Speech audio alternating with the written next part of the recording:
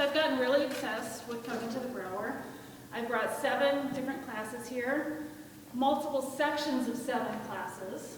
Okay, so I got to know these guys pretty well. I know the collection reasonably well. And so I kind of have a challenge of like, I'm going to take this class. People are going to wonder what I'm going to do. And in fact, I took econometrics, my econometrics class, which is statistics, right? So what could I have done? Well, Greg and Gloria pulled 13 pieces, and they talked about them. They said, okay, this is a woman. This is when it was painted. There's, a screen print. There's multiples of that one. And they had to build a model to predict the prices. And one of the students built a really good model, air quotes, because the fit was really good. The adjusted R squared was good. But he had this variable in called the wow factor. So he just valued the high paintings more. Like I said, what's the wow factor? He said, well, I like it. That's not a model. But another student had an adjusted R squared of 0, which means the model's meaningless. You can't predict the prices. And I was like, you're the winner.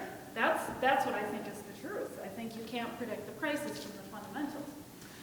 But this eventually culminated into an entire course. I thought, you know what, I'm ready to do it. I'm going to teach a whole course. And in fact, one of my colleagues at the College of the Holy Cross had taught a class on economics and art. The difference with my class, is that it was meant for non-majors. So the one at Holy Cross was super high-level theory, like graduate-level stuff. I said, no, I want the art kids to take this, right? I want the music students. I had a physics major in there. And the class ended up being really fun, and the reason it was fun, again, I've never studied art, is because of people that helped me. And so I worked with Gloria and Greg a lot. I worked with my music professor friend, a photography professor friend, or a photography friend. Sara Jancy, if you guys know Sara Jancy, she actually led my class in a painting thing. It was so cool. And I worked with Ruth Sirkovich, who I believe is on Zoom, yes. And she's the university's appraiser. I knew nothing about the price of artwork, and she taught me a whole lot about it. And I have to tell you, it's pretty cool. And I'm going to tell you some of it today. So I received the university's Excellence in Teaching Award from that class. It was really fun, it was really successful, and I'm happy to report the Brauer's going to be open again, right? And so I can teach it again in the fall, and these 2 lovely women are taking it with me. So there's really 3 ways that economics and art intersect. The first and the most obvious is the values, okay? One of these pieces is worth much more than the others, and I'll guess why, okay? And by the way, the market for artwork, if you think you don't like artwork, think about the prices, is what I'm trying to say. I had 2 finance students who I brought them here, and I think they were like, oh, artwork. It's like the stock market on steroids, right? The price of art. There was a piece that sold a few years ago, a Da Vinci, for $450 million. And by the way, people think it's fake. You should look it up. It's interesting economic stuff, okay? But the second thing is just the economic stories of the artists. So if you think about like a rap song from someone that grew up in a housing project, that's in their art, right? Like their economic upbringing. And in fact, we're going to talk about Dudley today. There's an economic story there. And then the last is just looking at economic concepts in art. And I still do this, it's one of my favorites. I just took my macro classes here. The people on Zoom can't see, but there's a picture back there of a cross. And my student said, that's inflation. Look at that, it's pushing those prices right up. So I'm going to just talk a little bit about the prices though, because I think it's really interesting. So this is a church, Frederick Edwin Church, and I accidentally put the price on the sheet. So if you've seen it, don't indulge me here, or indulge me here. How much is this worth?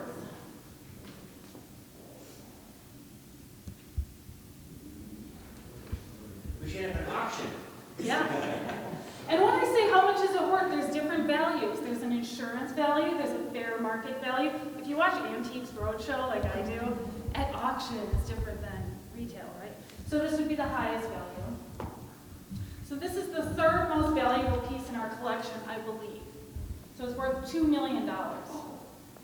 And it was appraised in 2009, and Gloria and I were chatting. We think it's probably worth more now. They only get stuff appraised when it travels, so that's probably all.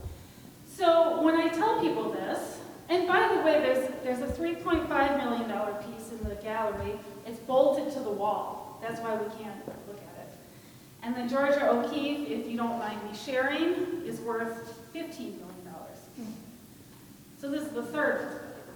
So when I tell people this, what do you think they say? Why? What else do they say? Can we sell it? People say this. So I'm going to address, can we sell it first? And the answer is no. Okay? So it's really hard to get rid of pieces. It's called deaccessioning. I didn't know about this. I did some research on it. And basically, museums can only get rid of a piece to buy a similar piece back. I'm looking at Gloria, like, I think that's right. But there's all these rules and this process you have to go through. You can't sell artwork to pay the bills. So there's this group, it's called the Association of Art Museum Directors, and they'll actually censure and sanction museums that sell artwork to pay the bills. And there's all these reasons for it. One of them is just ethical, right? Like, this stuff's donated. You think you're gonna sell this? Like, you donate this wonderful thing, it's so generous, you can't sell that. And in fact, there's tax implications if you do sell it immediately. The other is public trust is a big deal according to them. The public puts the trust in museums and we can't betray that trust. And also just bad press. So if you do a little Googling, you'll see there's museums that tried to get rid of artwork and it did not usually work out well for them. With that said, COVID hit, right? And did COVID hurt museums? Big time. The arts were one of the hardest hit industries with COVID. So this AAMD group actually suspended this. They said, you know what, you can sell pieces. You can sell pieces to pay the bills. You can sell them for direct care of your collections because museums weren't surviving, right? So I always hesitate to tell people this because I don't want Velpo to sell the stuff, right? But I looked and this ended 4 days ago. April 10th, 2022, they're like, all right, now you can't sell it. So there we go. So we're stuck with the church here. But you know, it's interesting. They have all these reasons. They say museums are there to preserve the collections. The collections are not there to preserve the museums, which I think is interesting. And they also have a frequently asked questions section of their website. And one of them is, hey, we're this museum, and we've said yes to everyone. People donate stuff, and we're just like, that's so nice. And then we say yes. Can we get rid of it? And they're like, no. Don't say yes as easily next time, right? Which is the concept of opportunity cost in economics. I mean, this is an economic concept. But looking at the value, why would this be worth so much money? I thought I had to learn a new model with artwork. There's this thing in economics called a Veblen good, which means when the price goes up, quantity demanded goes up because people think it's cool. I didn't have to do that. Good old supply and demand is fine with the art market. So I had a handout that I passed out. And I'm not going to have time or the energy to go through it all. It'll take quite a while. But basically what you've got with the market for artwork, you've got a primary market and a secondary market. So the primary market is galleries. An artist consigns their work to a gallery, they sell it, the artist gets 50%, the gallery gets 50%. It's not easy to find those prices. I'm told those are private. Plus, it's just not as interesting to me. I'm interested in the big money, right? And that's in the secondary market. So the secondary market is reselling. So the suppliers of art in the secondary market are people that own the art. So if you think you're someone who owns a Picasso, someday you might sell that Picasso. But the price probably has to be pretty high to get you to do that, right? And so if you look at the little graph I've drawn, you see a very vertical supply curve, which is the S curve. You don't have to understand supply and demand. but if you do, it's helpful.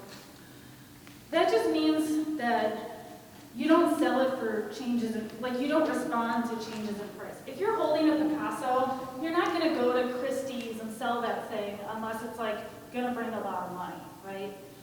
Same thing with demand. If you want a Picasso, you probably really want a Picasso, right? So you're not gonna respond to changes in price all that much. Like, okay, it goes from 1 million to 1.2 million, maybe that's not it, okay? And let's keep in mind it's people with a lot of money buying this stuff. And that makes it inelastic as well because it's a smaller proportion of their income. Okay, so we've got two inelastic curves. When I look at this like an economist, I think, ooh, that's gonna be volatile, okay? But on top of it, you've got what we call a double shift. So what happens is people respond to expectations. So there's this African-American artist named Kerry James Marshall, who's like hot right now. Puff Daddy, remember that guy from the 90s? He bought a piece for $25 million by this guy. So everyone's like, ooh, those prices are gonna go up. So the demand increases. Hey, I want one of those things. And then the supply decreases. If you're holding one, you're like, I'm not selling this thing, okay? So you get a double shift. And if you look on the little graph I showed you, you see the tremendous increase in price there. And there's there's legit economic reasons for that. And the double shift also happens in the stock market too. That's why that's so volatile. But the art market, like I say, it's like the stock market on steroids. You've got people buying it as a commodity. Some people buy art not intending to look at the art, right? They think it's just going to appreciate. When Lehman Brothers fell, it flooded the market with art because Lehman Brothers held so much art. So the prices of art is interesting, and you can read through the determinants. I'm entirely self-taught on this. Well, with the help of Ruth. But in general, if something's more scarce, rare, the price goes up. The Antiques Roadshow people know what I'm talking about. So there's an Andy Warhol in the next gallery, and it's a multiple. There's like 225 of them, and in fact, this is a multiple as well. I just saw this. That's an increased supply. The price is going to be lower. And in fact, the price on that is $41,000, which is still quite high, right? But it's an Andy Warhol. This is an oil painting. There's one, right? So that's very, very scarce. That's very rare. So I think that's about all I'm going to say for now. Well, I'm going to turn it over to Reva, she is on sabbatical across the country, which is why she's in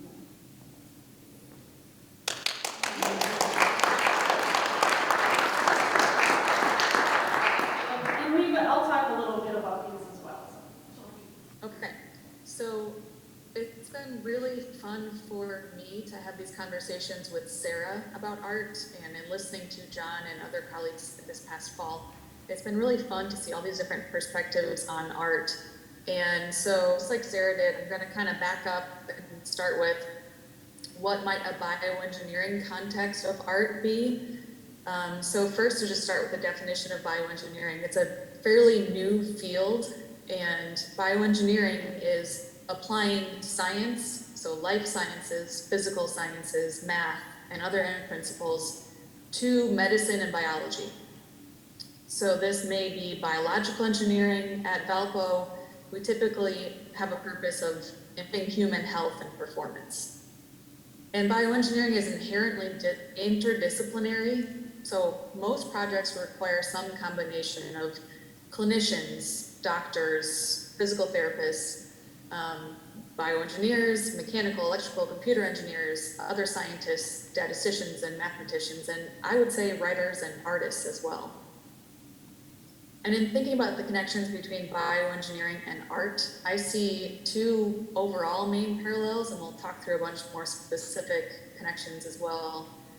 But one parallel that I see is that both engineers and artists consider relevant constraints, which might be materials or space or cost, and both of us innovate to create a new design within those constraints.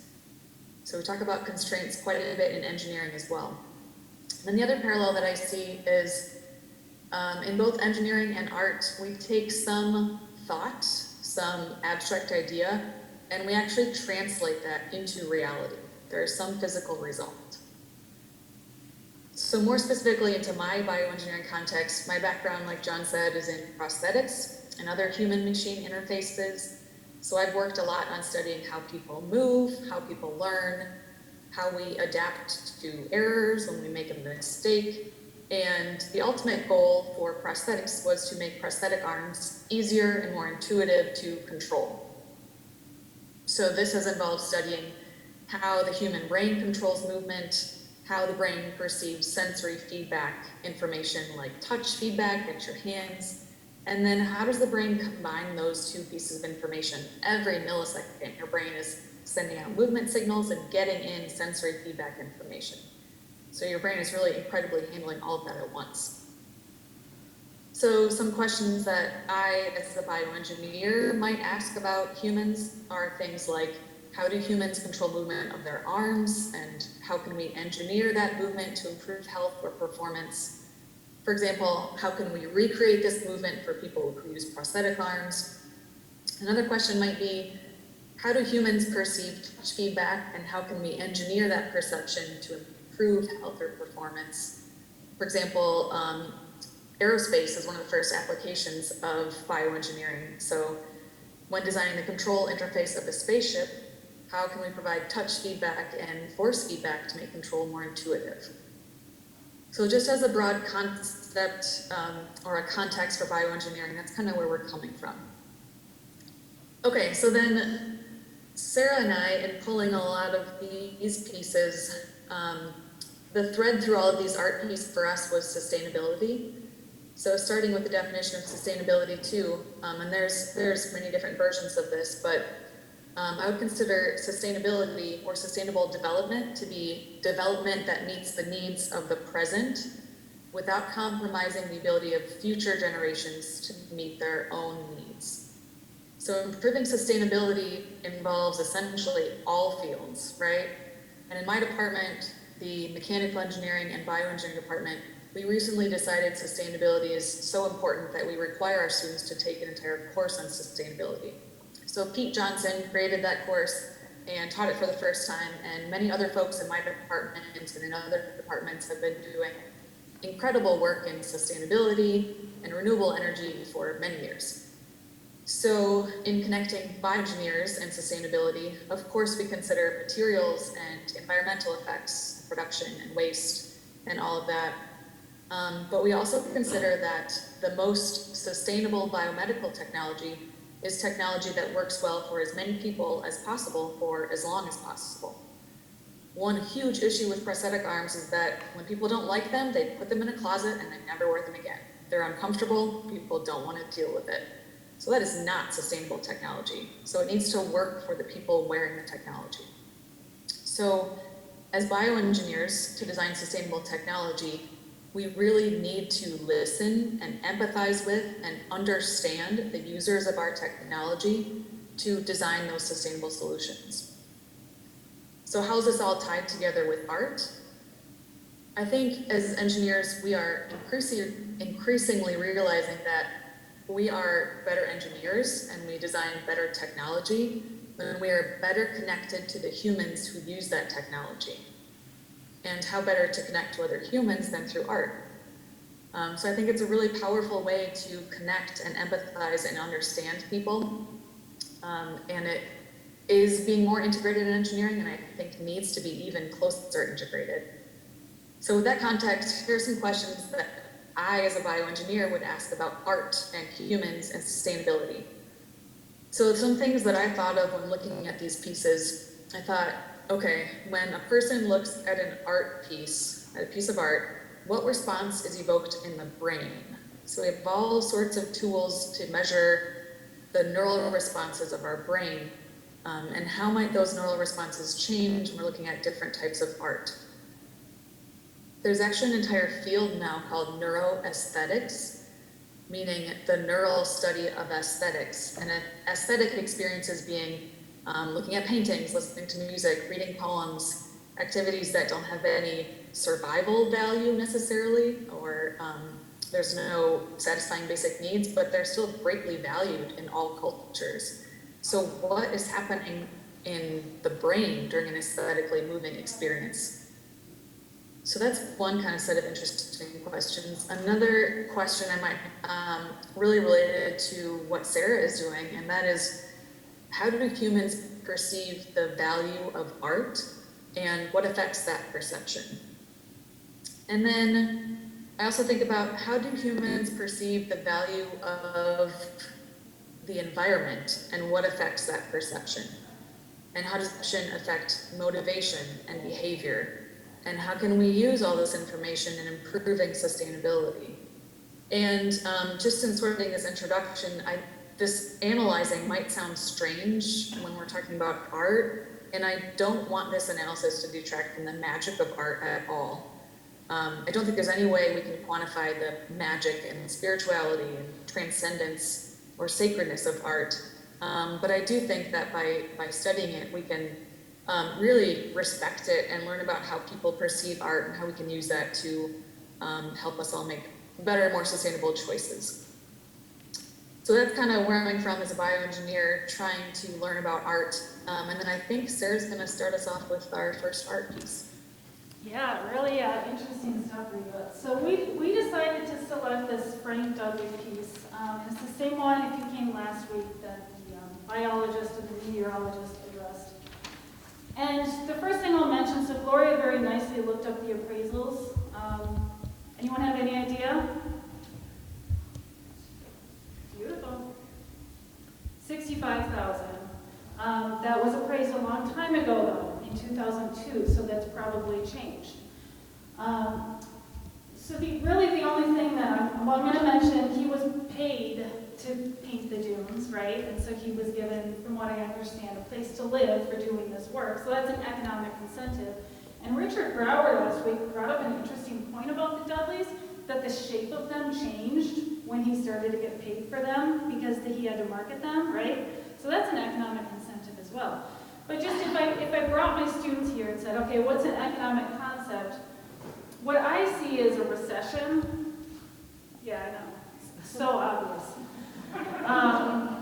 But just think of the free fall, right? If you've ever run down a dune, it's just free falling, and then it just takes so long to get back up that stupid hill, right? And just think of the Great Recession. I mean, we weren't out of that thing until 2015. So that's what I might see. Reva? Yeah, so when Sara was talking about the economic value or economic worth of this Dudley piece, one thing that kind of became a question in my mind is, can we quantify the environmental worth as well? And again, not to reduce, not to disrespect the environment, but so John was telling us these wonderful stories about how Frank Dudley was one of the reasons that the Indiana Dunes became a state park and now a national lakeshore and national park. And I was really struck by this incredible impact that his art had. And it just seemed to me that the value of a piece of art is not entirely contained in the monetary amount, right? Think about the environmental impact that Frank Dudley's paintings have had. I mean, the Dunes state and national parks are incredible. So think about a couple things that folks have been doing in engineering to try to, in some way, quantify that effect, to give it the respect that it deserves. And in borrowing from our economics friends, one major thing would be doing a cost-benefit analysis on a project. Say it's a major public works project, they have to do a cost-benefit analysis, which asks from an economic perspective, are the benefits worth the investment? And sometimes, more recently, people are including environmental effects in that cost-benefit analysis. To do that, then we need to quantify or monetize the environmental impacts. And so that's sort of an interdisciplinary field of study between engineering and economics, is quantifying those environmental impacts. And it's interesting, this process is a little bit debatable because some people say you can never quantify beauty and natural resources, right?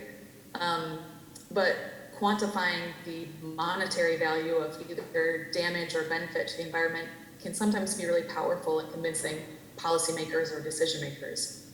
So that's kind of what I thought of in looking at these Dudley pieces. So then I think our next piece is Lori Hogan's Imperial Eyes, Imperial Indonesia.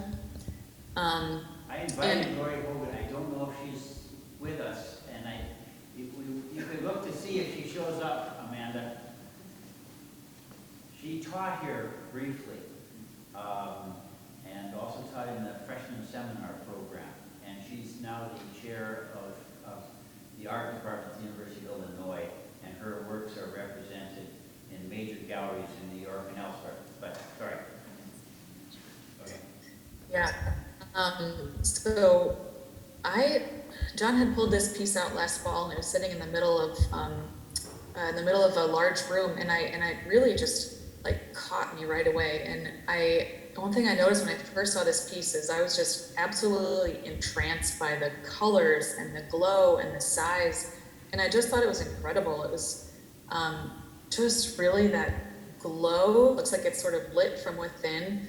And then I walked a little bit closer and I saw the bird's face and I saw the words written around the edge of the frame, and my stomach kind of just dropped, and I felt something like a feeling of shock or shame. It was a really powerful feeling, and I haven't forgotten it. And so this piece is really stuck in my head. And I think Sara and I were talking about how interesting it is to compare Frank Dudley's piece and Lori Hogan's piece. They're both saying something about the environment and about sustainability, and they're going about it in really, I think, very different ways. So I think about how both those pieces might provoke different emotions and activate different neural circuits in the brain. And in bioengineering, so our economics friends like Sara talk about cost-benefit analysis. In bioengineering, we talk about, in terms of movement, we call it the costs and rewards. So our brains are always determining things like, should I move my arm quickly or slowly? And this depends on what I'm reaching for. So people reach more quickly towards things that they like, or they reach more quickly towards things that they will get rewarded for catching. So our brains are always running this cost and reward estimation. Should I recycle this bottle? Should I advocate for the preservation of the dunes? There's always a cost, always some energy required. So our brains are continually estimating if the reward is greater than the cost.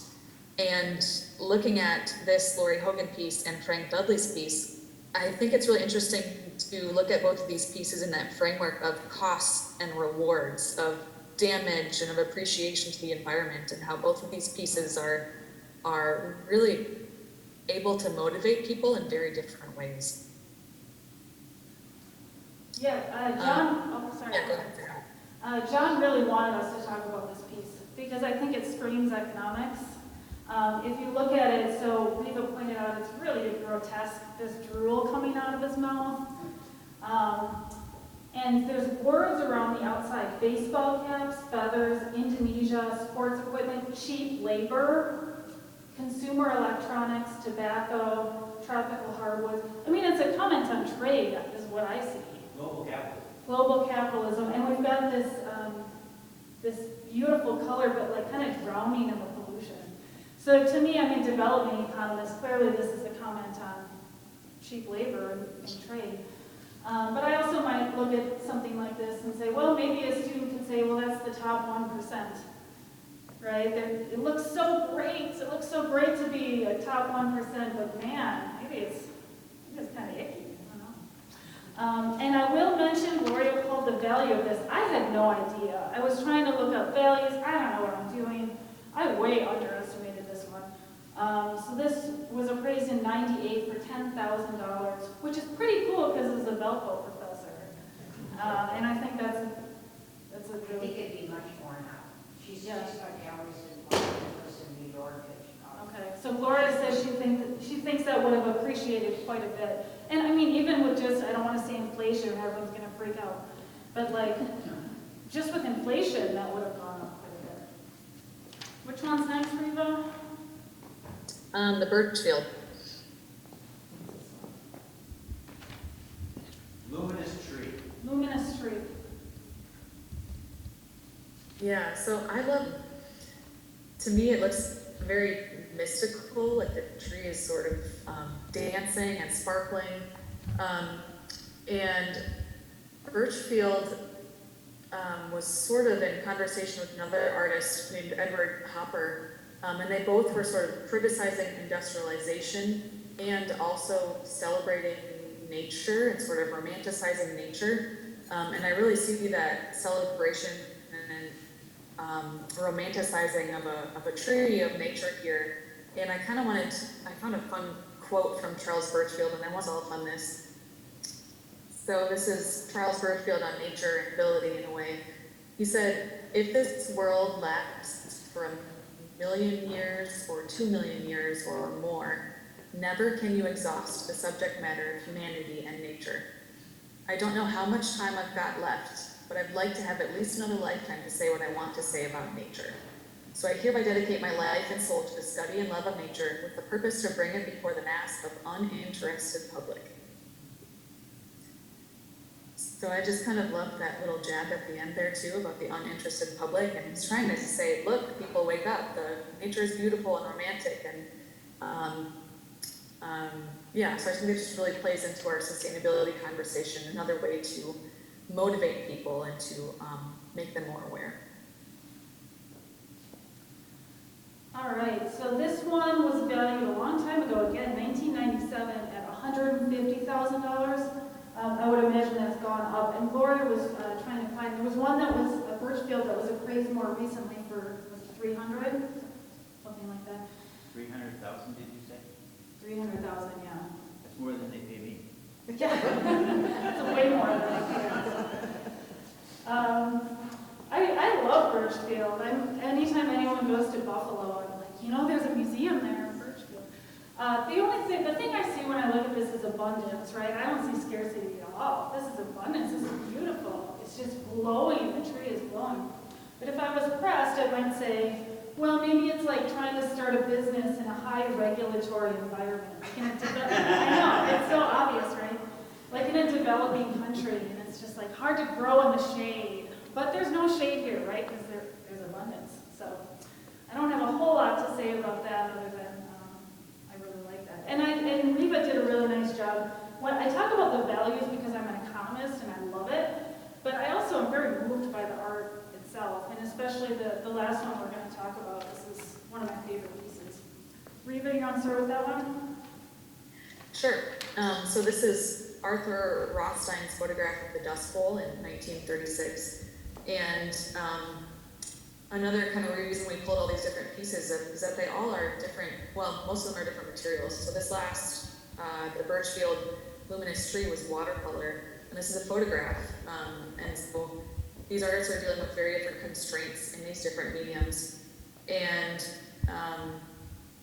when Rothstein took this photograph, I was reading his account of it, and this was a one negative, one shot. He was about to get in his car after this photo shoot, and he turned around and saw this dad and his two sons heading back to their cabin, and they were leaning into the wind, and he thought, wow, this dust storm is kicking up. We can't tell the earth from the sky, and he just thought it was incredible, and turned around and picked up his camera, and that was it. And this piece has been really widespread and reprinted a lot of times.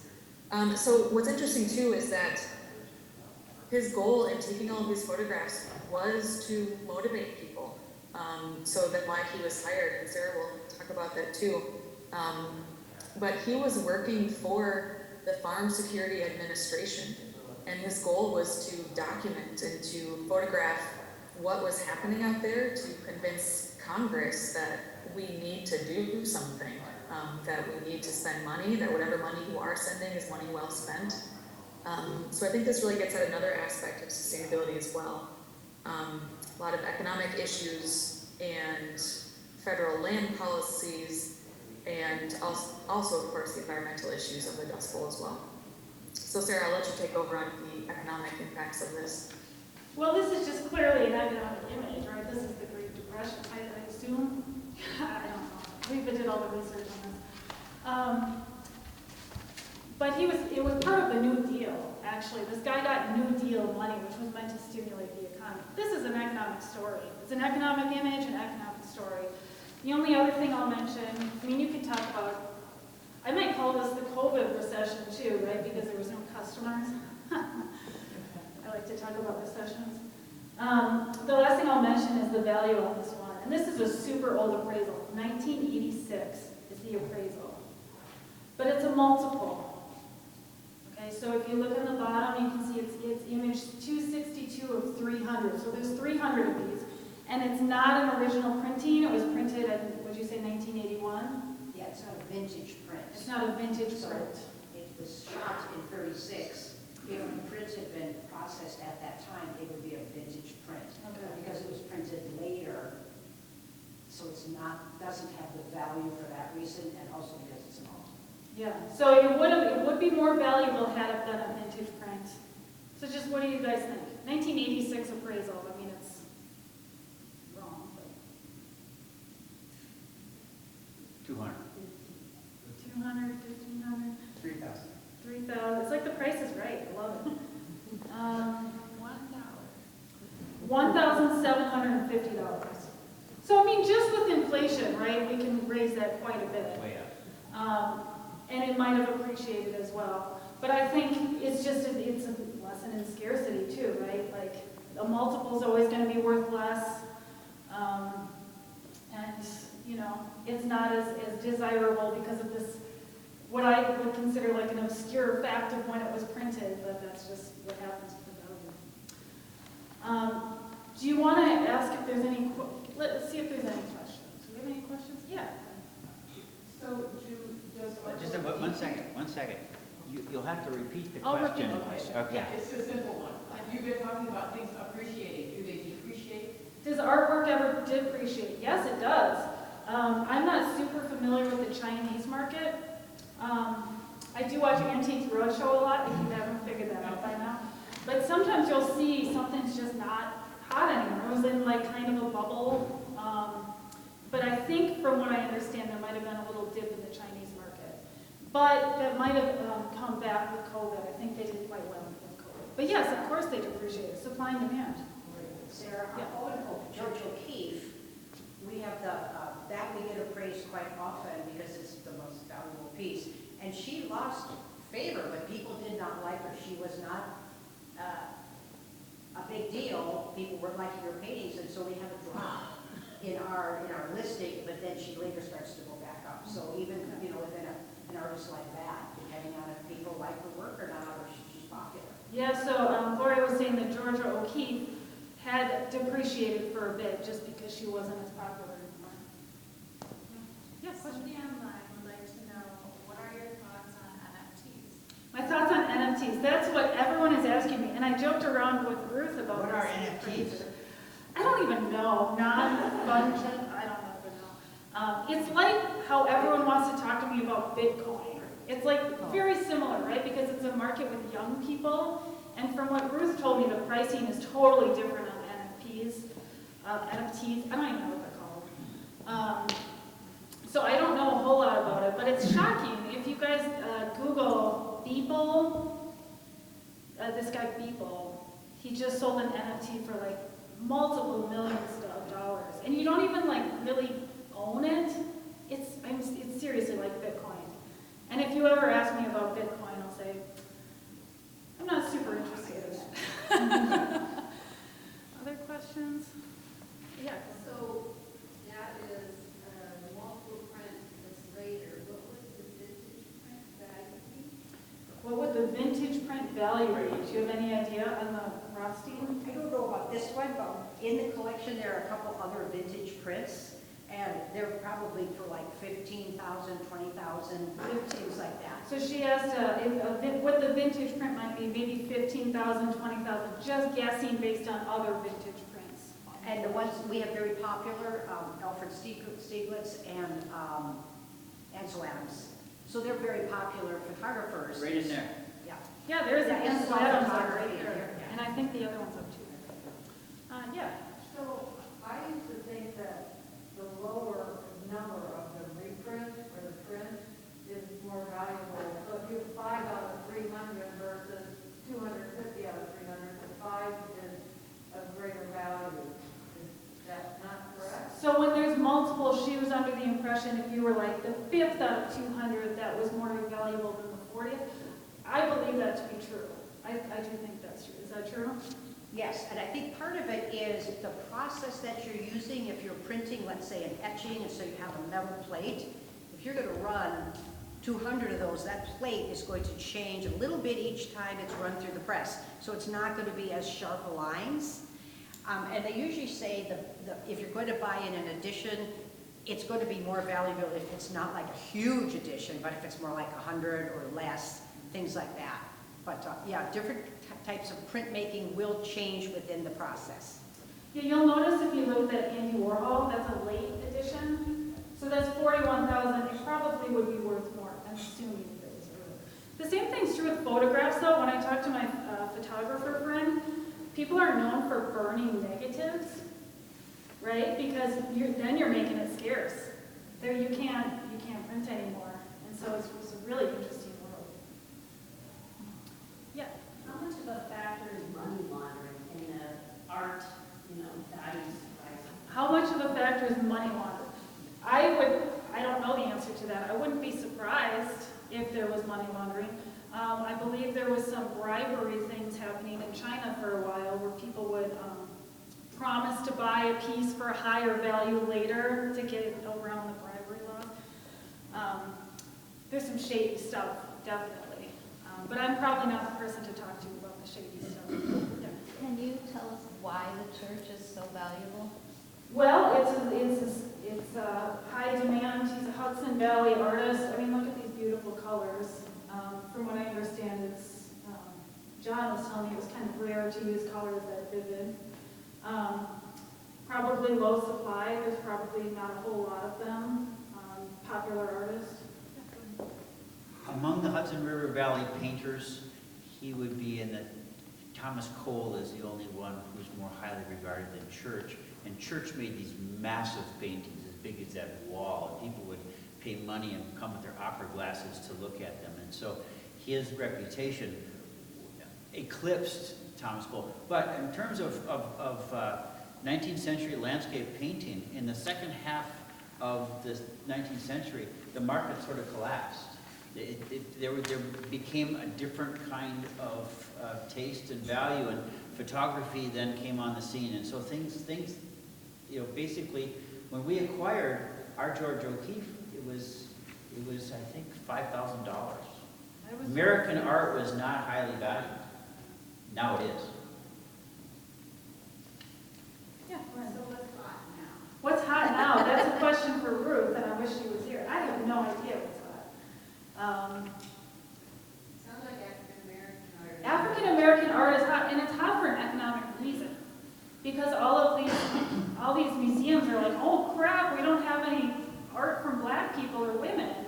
And so they've made these statements, we will only buy African-American art or women art. And so what does that do to the value? It sends it up because people expect the value to increase. So there's a Charles White in the other gallery as well. And I don't remember what the value is, but it's higher than you would expect because they don't even know which edition it is. But he's an African-American artist. And Gloria has that. I think it was purchased as a gift, but I think it was $65,000. $65,000, yeah. Beautiful, you should look at it. Yep, all right, I guess we're about done. Reva, any last words before you go back to your research? Yeah, I have, this will be worth it, I promise. It'll be just a couple minutes to wrap it up. So just kind of in closing, can we focus back on the Lori Hogan piece? Yeah, so we've been talking about sort of art as environmental activism, right? And I want to end with an example of how art could be integrated even more closely into the engineering design process. So one design strategy often used in bioengineering is human-centered design. And in human-centered design, the first design phase focuses on building empathy with the intended users to form a really deep understanding of the user's needs and wants and abilities. So, like I said earlier, how better to build empathy and understanding than through art? And that's exactly what people are doing. And this piece is called Imperial Eyes Indonesia. And there's a partnership between researchers in the University of Göttingen in Sweden and the University of Jambi in Indonesia, and they're using art to plan more sustainable development. So in the Jambi region, the tropical forests have been really destroyed by the rubber and the palm oil industries. And if you look at the frame of this piece, both rubber and palm oil are written on that frame. And what they're doing in this Jambi region, yeah, I want to point them out, Sarah. So a collective of local artists started a festival that's meant to connect art and science and nature and society. And the goal is for researchers and developers and community members to be in continuous conversations about sustainability. So just a few weeks ago, they held an art festival with a central question of what do we want our village to look like in 20 years? And then all the artists drew renditions of their vision for their village. And that art then is being used to help develop common goals from a perspective of sustainability. So I just thought this was amazing to use art as that first process of building empathy and establishing a common ground with all the players in some development or design. And this is in their own words from the Art Festival's Instagram account. They said the goal of the project is to identify and execute measures towards a more sustainable land use, reconciling biodiversity in a functioning ecosystem. So I just kind of wanted to end on this example of really tightly integrating art and engineering and sustainability, because I thought that was really cool. That's all I got. Thank you, Reva. The last thing I was just going to say is it's worth stepping out of your comfort zone to do stuff. I didn't know anything about art. I still feel like I don't, but it helps me be a better economist for sure. And thank you to John, because he's the reason we do this. Yeah. That's it.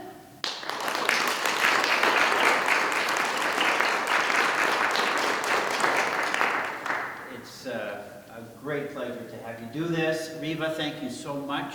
Anna Stewart's here. She and Sam Brauer from Christ College are up next week. You mentioned the Charles White image. That's part of the talk tomorrow, or next Thursday. We're at 4 o'clock back here again, and we had a great crowd online. I hope they could hear us. We're trying to be audible and visible and understandable, and you did a great job. And so take a look at the vintage prints in the photo gallery, and thank you very much for coming. I want to thank Amanda, our camera person, and our technician. We had help from other people to get this to work. Patrick Cheatham is the guy out in front who greeted you when you came in, a meteorology student, and so come back next week, and happy Easter.